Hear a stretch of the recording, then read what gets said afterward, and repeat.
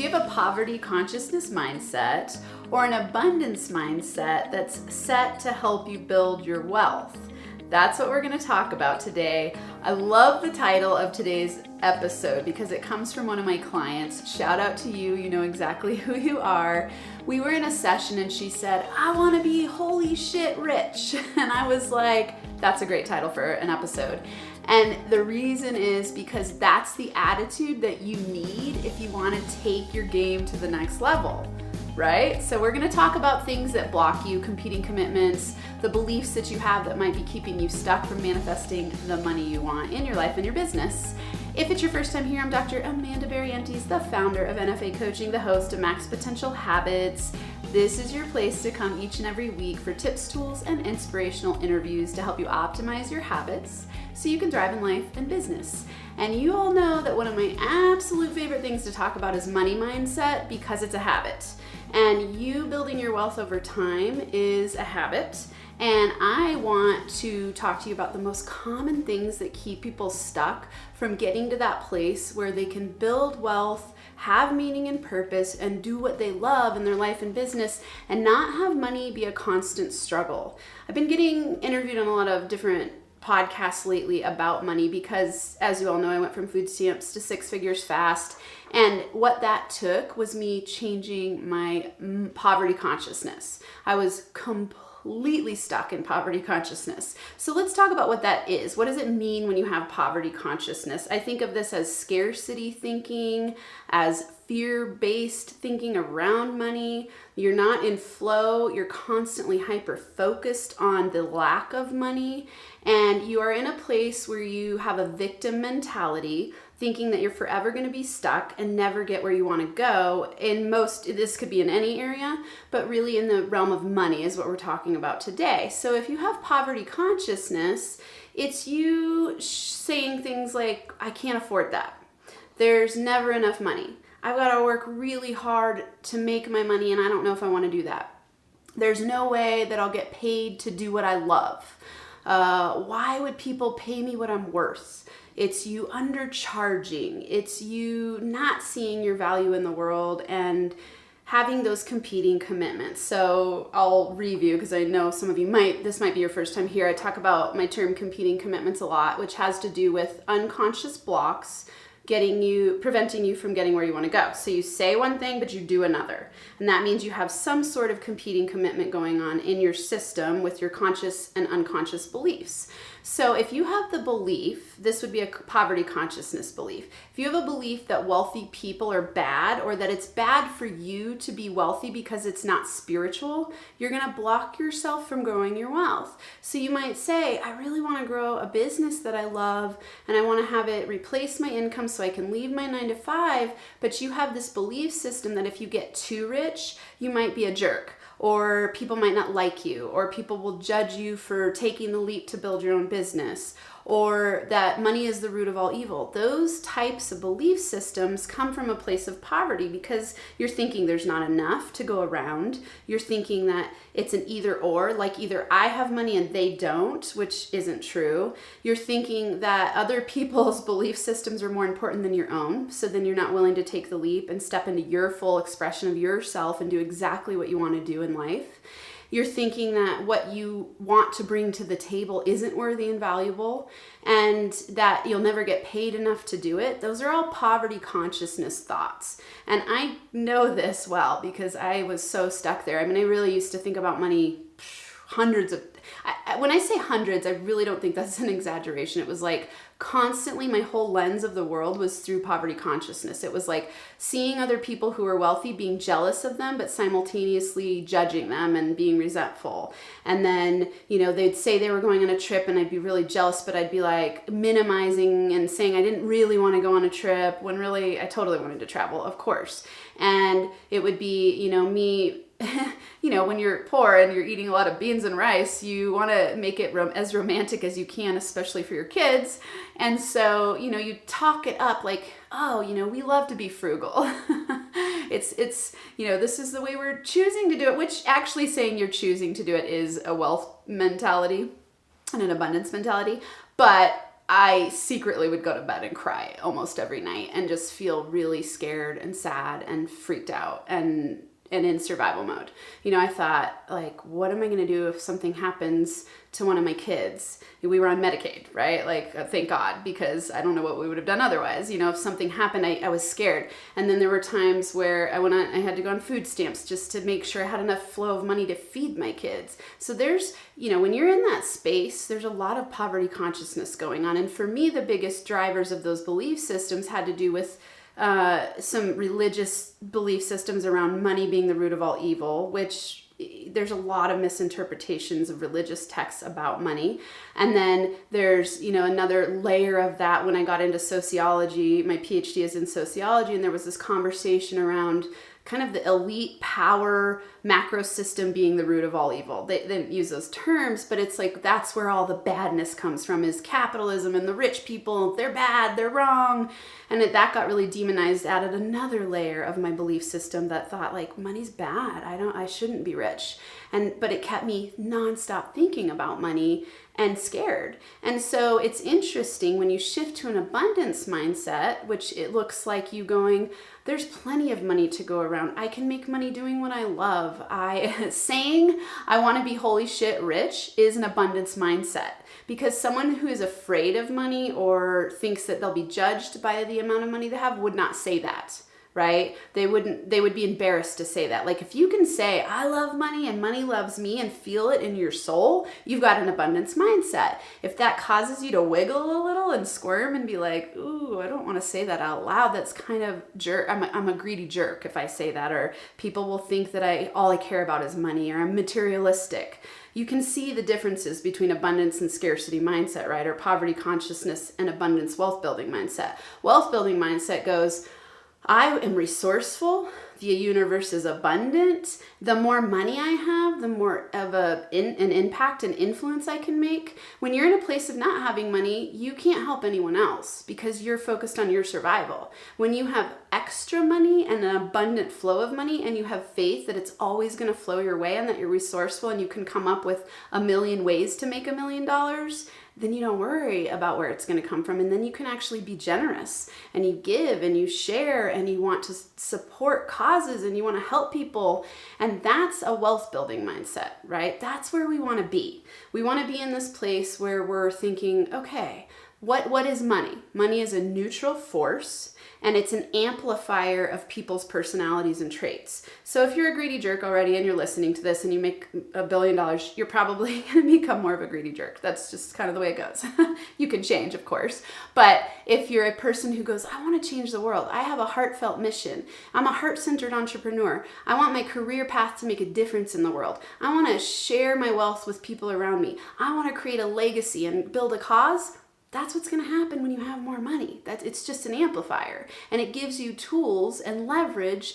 And, you know, it's like money gives people power, and that power gets amplified by who you are already. So don't think that when you get wealthy, all of a sudden you're going to turn into a jerk. It doesn't have to be that way, right? So those are some money beliefs that are really common. I think the ones that I run into the most commonly, there's wealth shame, and there's survival fears, there's poverty consciousness, and shame and guilt are a huge part of building wealth. If you're in a space of shame and guilt around money, I always say that the two conversations that people don't want to have at the dinner table is about sex and money. And they're two that I love to have at the dinner table, because I'm really into reducing shame and guilt around these topics that are human needs and drives, right? Like abundance is a human right. And, you know, we don't need to go into the sex talk, but being able to talk about sex diffuses things that cause challenging bad things to happen around sex.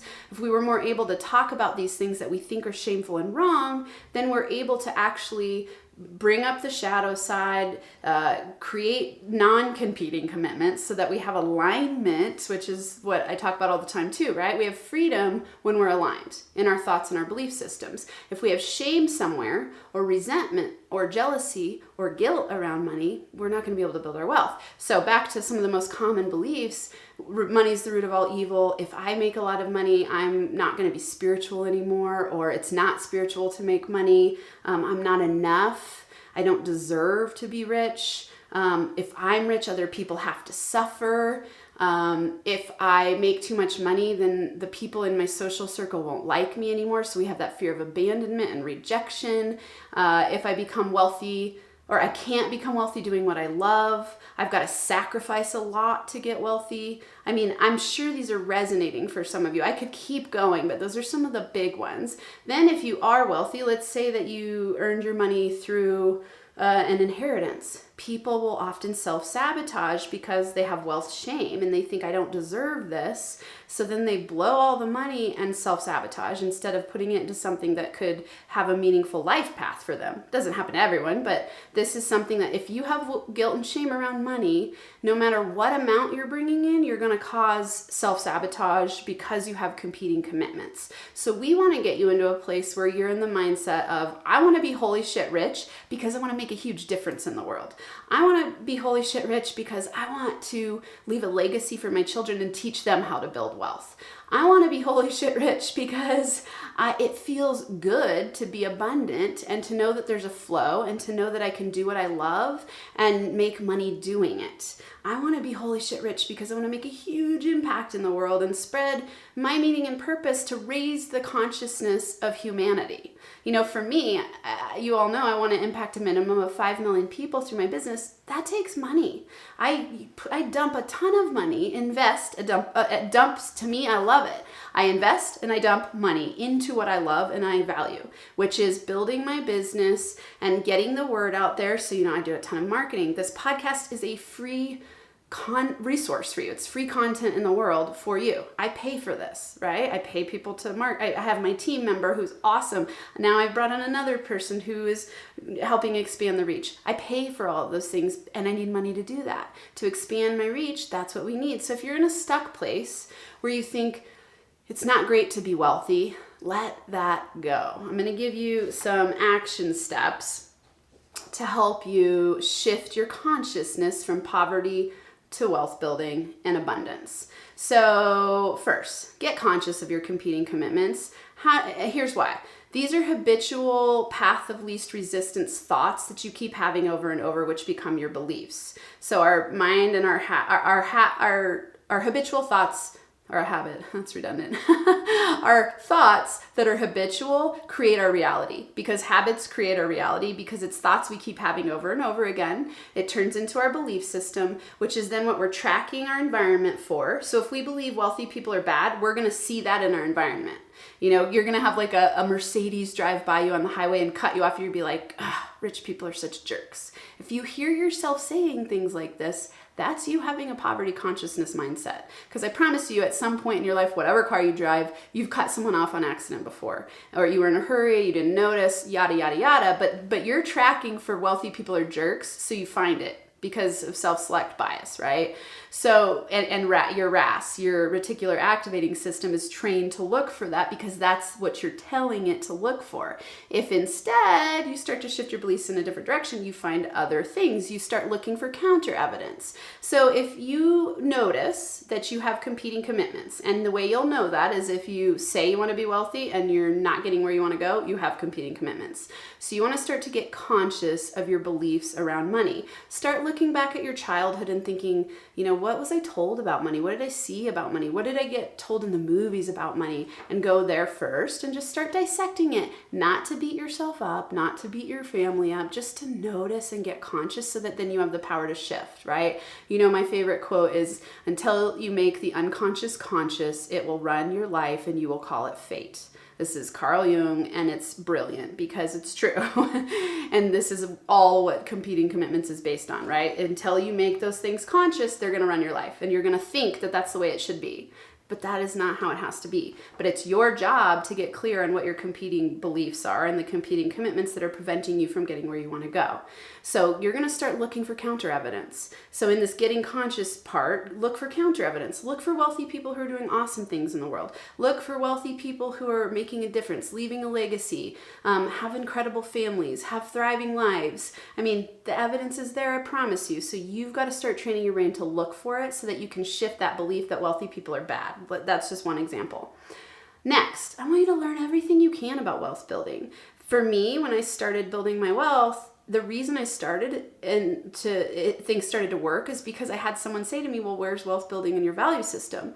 And I was like, oh, it's nowhere on my list. And I realized I had never read one book about wealth building or money. I was scared of it. I didn't think it was something I knew how to do. I didn't know how to do it. And I didn't realize it was a skill that you can learn. So no matter where you are, you could be someone who's making $1 million a year, but you're living paycheck to paycheck, or maybe you've got a lot of debt and uncertainty and fear around money, then you still need to learn how to have a masterful mindset, because just because you have a lot of money coming your way doesn't mean you know how to feel good about it. And that's a wealth building mindset. That's, to me, when you're in NFA alignment, you're going like, yes, I feel good about the money I have bringing in. I love money.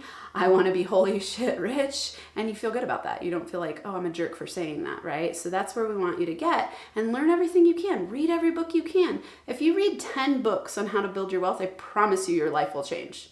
I mean, you got to take action on it too, which we'll talk about, but start learning what you can.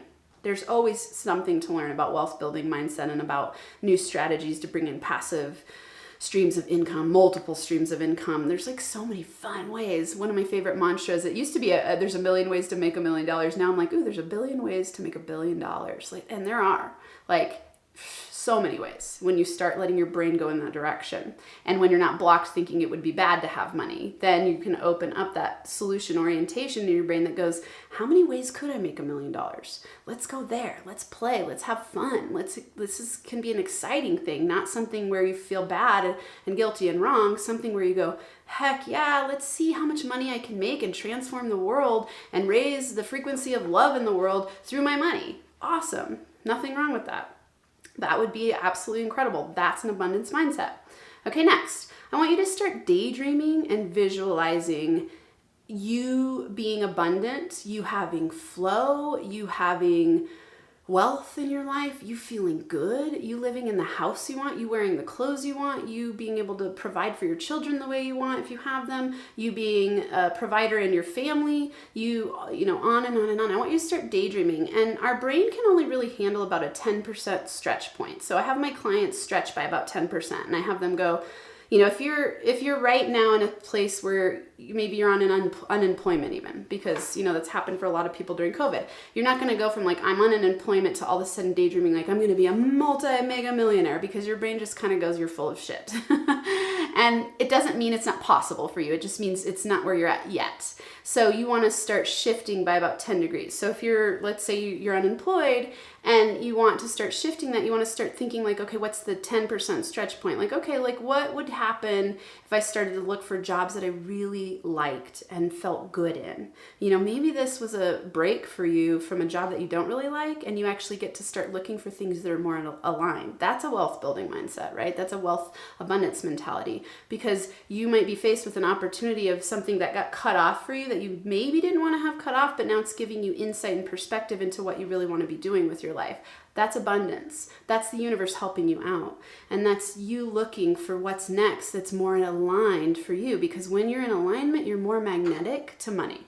You're more magnetic to opportunities. You're more magnetic to abundance. So start daydreaming and visualizing like how you're going to feel when things are taken care of, when you're flowing every day, when you enjoy what you're doing. I want you to, I love affirmations and mantras. You've got to believe in them. You don't absolutely have to believe in them. You can start training your brain, and then you can say it enough times that you start to believe it. It's easiest to start with affirmations and mantras that are ones you believe in. So for example, I love this one. It's my all-time favorite. I say, when I get money, I go, I'm a money magnet. Everything I touch turns to gold. Well, when I was very first starting these practices, I was on food stamps and I wasn't having a ton of money come my way. But like, let's say someone took me out to dinner, or let's say someone bought me a cup of coffee. I'd be like, I'm a money magnet. Everything I touch turns to gold. It's like, oh, that relationship is gold because they value me enough to buy me a cup of coffee. Or I'd get like a $20 check in the mail randomly from something, and I would go, yeah, I'm a money magnet. Everything I touch turns to gold. You know, now it's bigger paydays for me. And, you know, it's like I get a $10,000 client. I'm like, yeah, I'm a money magnet. Everything I touch turns to gold. When my clients have success, I do this money dance and I say, say this mantra because that is me raising my energy and frequency around money and building the belief in my brain that I'm a money magnet and everything I touch turns to gold. But I started small. So start small. Don't start, mantras and affirmations are interesting because a lot of people go, well, they don't work if you don't believe them. And I go, well, true. And you're also still training your brain in the direction that you want to go, because most of our talk to ourselves is negative mantras. And I don't know what an opposite word of affirmation would be. It's like just negative inner critic self-talk. So it's you starting to train your brain in a new direction, which is powerful.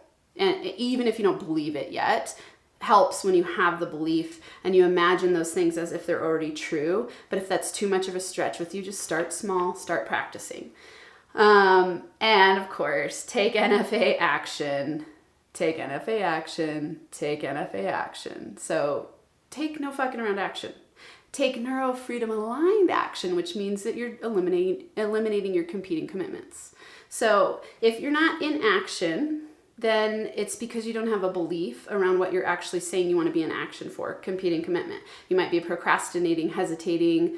It could be fear, it could be lack of a plan. There's all these reasons why we don't take action, but money loves action. Money loves momentum. The universe loves it when you show it the direction that you want to go, and then it supports you along the way. You take one step and the path appears, right? And that's you taking action in the direction of your dreams. And then the universe goes like, oh, cool. I see what you want now. And then I'll bring you opportunities. But if you're just sitting there doing nothing, it's supporting you sitting there doing nothing. So I hope these were awesome and helpful. I want to let you all know ways to work with me. It was funny, recently I had someone say like, oh, I didn't know there were all these options to work with you. I know I say these things a lot here, but this is me having an abundance mindset. I trust that if you're listening to this and you want to work with me, you'll come my way. I don't sell, I share, and I care. And I care about you, and I've completely overhauled my mindset, and my life looks completely different than it did 3 years ago. So I want that for you too. And there's a lot of cool ways to work with me. Obviously free here, podcast.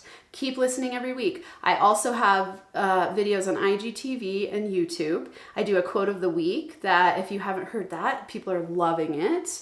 I post on Instagram and LinkedIn 6 times a week. Find me there at NFA Coaching is my handle. Paid ways to work with me. Mindset Church. I want all of you there. I'm just like super looking forward to having that be huge and the community that we get to build. So Mindset Church, go to nfamindsetchurch.com. You'll learn all about it. You can try it for free, totally free to try the first week and see if it's your jam. If it's not, opt out. It'll take you less than 2 minutes to opt out and you get to try it for free. So there's literally no risk to you.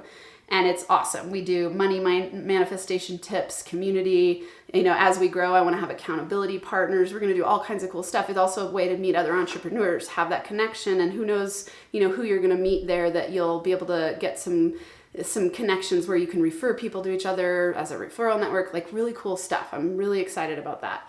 I'm also adding a 90-minute laser focused session to my repertoire where you can work with me for 90 minutes. If you just have something you're like, I really got to work through this one thing, we'll do a 90-minute laser focused session. That's only $497. We're going to hyper focus exactly on what you want to focus on for those 90 minutes.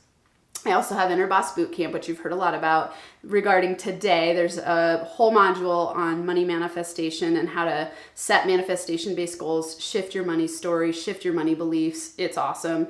innerbossbootcamp.com. 30-day money-back guarantee there, so no risk to you. And then one-on-one coaching. There's always links here for you to schedule a consult with me and we can talk about one-on-one coaching. I have a 12-week program, but I also sometimes tailor based on your needs. So I've got a lot of options to work with me, and I want you to work with me because I love you. I know people get stuck. We're all humans, and coaching has been fundamentally altering of my life. I wouldn't be a coach if I hadn't gotten coaching. So I know it works. I know you know it works. I wanted you to know about all those offers. And last, if you haven't left a review yet, please do. It really helps me reach more people. We had a day last week of 600 downloads in one day, which was our highest so far. Yes. Thank you, all of my loyal listeners. I wanted to give a shout out to Jessie Hild, who says, I love Amanda's powerful and real take on life, love, and business. I am deeply inspired every time I tune into this podcast. She gravitates soulful people who are doing the work and crushing life to this platform, and I'm a better human each time I listen. That just makes me cry tears of gratitude and be so thankful for you. This is why I do what I do. Thank you, Jessie. Thank you, thank you, thank you. And for all of you listening, it takes less than 5 minutes to leave a review. There's a link in the show notes that tells you exactly how to do it, gives you all the details. It's super easy, and it helps us so much reach more people, grow our NFA community. I want you in my fold because through the law of attraction, you're listening to me for some reason, and I might only be like a couple steps ahead of you. I'm not like this mentor that's like got it all figured out, but I'll be real, I'll be honest with you. I'll use every tool in my toolkit to help you get where you want to go.